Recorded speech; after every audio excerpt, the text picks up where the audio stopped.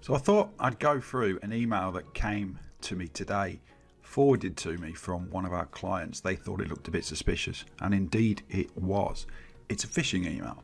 I thought here's an interesting opportunity to go through how you work out what is a phishing email, or how maybe we work out what a phishing email is, what these kind of things look like and why, or how you should be suspicious of it. So you can see right in front of you now is the actual email that came through, and it looks, I guess it looks pretty neat and tidy. It says it's come from WeTransfer, from some Stephen Walker Outlook address, and it's a purchase order. Now the client said to me, I'm not expecting this at all. And that was actually what prompted them to be a bit suspicious, because they weren't expecting it. They don't know who this person is.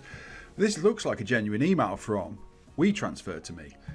And I can have a look down here and say, look, WeTransfer.com, that looks good. When I look in the bottom left of the screen, it's going to the same location that I'm expecting it to go to. So I reckon this is a WeTransfer.com transfer. What's included in it? Offer-spec.htm. That looks sus to me. HTML is not generally a file that someone's going to share with you, because that's a web page. Why would someone share a web page with you when they would tell you to go to the web page? I'd expect maybe a PDF or something like that, or a doc, or a document, spreadsheet, but not a HTML page. So let's go and have a look and actually see what it is. So if we click on Get You Files, I'm right. I've banked on it being WeTransfer, and it is WeTransfer. And I can tell that because if I go up to the padlock and then go to Connection is Secure, and then I have certificates valid, it shows me the SSL certificate for this page, and I can see it's issued to WeTransfer.com from Amazon. That's a genuine certificate. This is genuinely WeTransfer. I'll agree to their terms of service, and then I can choose, all right, okay, offer.spec. Let's download that file, and I'm going to save it in my downloads there, and I've saved the file. Now what I want to do now is, rather than just open that straight away, because that could do anything when I open it, because that will load in a web browser and it will execute whatever's in that file in my web browser. So I'm going to go into my downloads, and what I'm going to do is choose to open it with Notepad. And the reason I'm going to use Notepad is because it's going to give me what's actually the code that's inside that web page, which is safe, because I can just have a look at the code. I'm not running the code. And right away I can see here, social buttons for Bootstrap.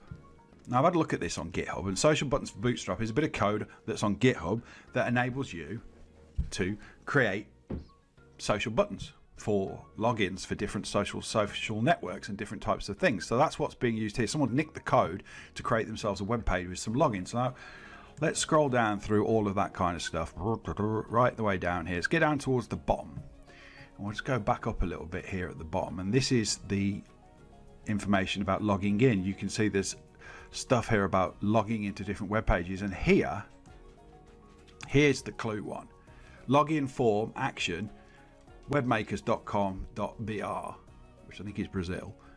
And then we've got a couple of things that don't look right here, and a PHP script. And this is where this website's been hacked, and they've created a couple of folders and they've dumped this script in there. And if you go into what this web page is, it will ask you to log in, and if you log in, that script runs, and that script's what's going to steal your credentials. So let's have a look at it. So I'm going to open that right up, because I know what it is, and you can see it's running out of my C users Kyle downloads folder. It's running off my computer, and haha, here we have a OneDrive purporting to be a OneDrive page, and look at all the options to log in. Now why would OneDrive give you all the options to log in with all these different providers like AOL? Why? It wouldn't. It would ask you to log in with a Microsoft account. So that's already kind of sus, you know. But what they're trying to do here is capture whatever it is that you use, and ironically for once they haven't included Google, so I don't know, they're missing out on that one. Let's see what happens. What if we click login with 365, and bingo, 365 log on, and it asks us to put an email address in to log in with. So we could put something in like this. Let's see.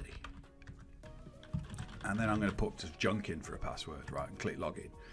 And we'll see what happens. Incorrect login details, it tells me, because they are.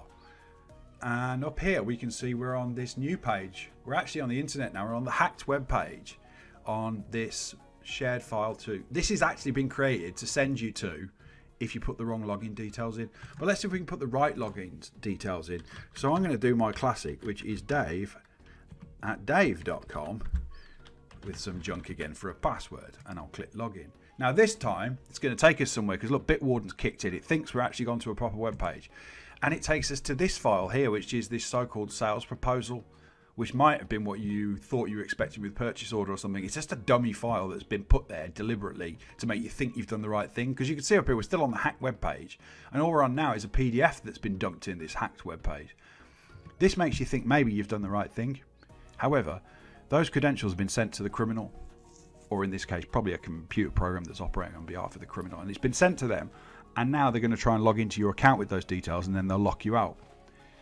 So it's a very simple phishing thing. It doesn't take into any two-factor authentication or any of that clever stuff. It's a very, very simple phishing technique. But if you put your real credentials into that, the criminal gets the real credentials, and all they present you within is this junk file, and now they're off, using your credentials instantly to lock you out of your account and do all sorts of other nefarious things that they want to do. Let's do this now. Look, this is the hack web page. Let's just take off the PDF part at the end. Take that off. Bingo. Now we're in this bit that's been stuffed into this company's website here. This has been stuffed in by the criminals, and inside it is the original OneDrive file we were looking at, the shared file answer about the incorrect password, the sales quote, that quotation that's just junk, and here are the scripts. That's the script that we saw, Alzen's PHP. That's the one that was in the original file that we got. That's the script. There's a couple of other scripts that might do some other stuff that the criminals want doing as well. They're using this for multiple different things, and you can see the date. They've all been dumped in real super recent, you know, not long ago at all. They've been put in there. So this is how these kind of phishing emails work. They're trying to make you believe that it's real, and it looks pretty real from the original one, because this genuinely was a WeTransfer.com. But the thing that gave it away at the start is HTML file, not what you'd expect to get, not expecting the email in the first place, don't know who the person is who sent it. When we get the file, it looks super bogus because it looks like this thing here, which is just junk. But that's how I broke it down, because I looked inside the file and had a look at some of the code, and I recognized what it was up to and what it was doing. And you might be able to do that yourself, or you might not want to be able to do it. My advice to you is anything you get that looks a bit like this, if you're not expecting it, it's sus and dodgy. And what you want to be doing is just marking that as junk, mark it as phishing in your email client, mark it as whatever. Just don't deal with it. Delete it, get rid of it. It's going to be dodgy.